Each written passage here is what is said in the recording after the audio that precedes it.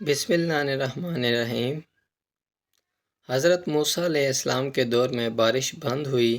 لوگوں نے حضرت موسیٰ علیہ السلام سے گزارش کی کہ اللہ تعالیٰ کے حضور دعا کیجیے کہ بارش برسے، اس لیے کہ بارش سے ہر چیز کی زندگی ہے۔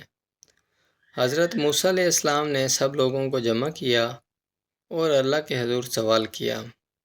اللہ تعالیٰ نے فرمایا، موسیٰ اس وقت تک بارش نہیں ہوگی جب تک آپ کی اپنی اس مجلس سے اس آدمی کو نہیں نکالیں گے جو 40 سال سے ایک گناہ میں مصروف ہے۔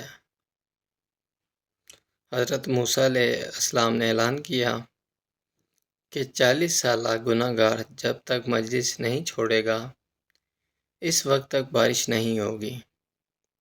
وہ بندہ سوچنے لگا کہ اگر اب اٹھتا ہوں تو لوگوں کی انگلیاں میری طرف اٹھیں گی کہ یہ 40 سالہ گناہ گار ہے، اگر نہیں اٹھتا تو بارش نہیں ہوتی۔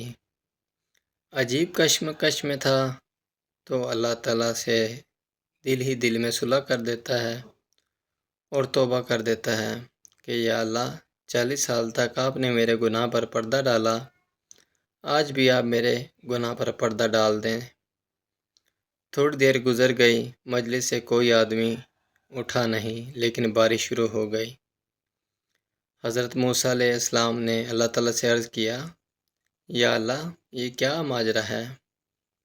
اللہ تعالیٰ نے فرمایا، آپ کے اعلان کرنے کے بعد اس گناہ گار نے گریبان میں منہ ڈالا، رونے لگا۔ یا اللہ، تو نے 40 برس میرا پردہ رکھا، اب بھی چھپا لے۔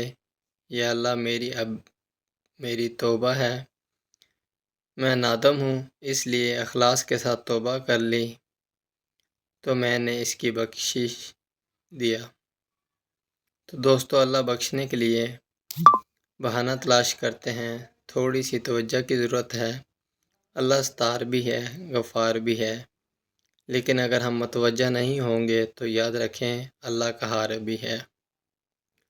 اللہ کی رسی بڑی ڈھیلی ہوتی ہے، لیکن جب رسی کھینچ لے تو پھر چھوٹنا مشکل ہوتا ہے۔ جزاک اللہ خیر۔ ویڈیو اچھی لگی ہو تو چینل کو لائک اور سبسکرائب ضرور کیجیے گا۔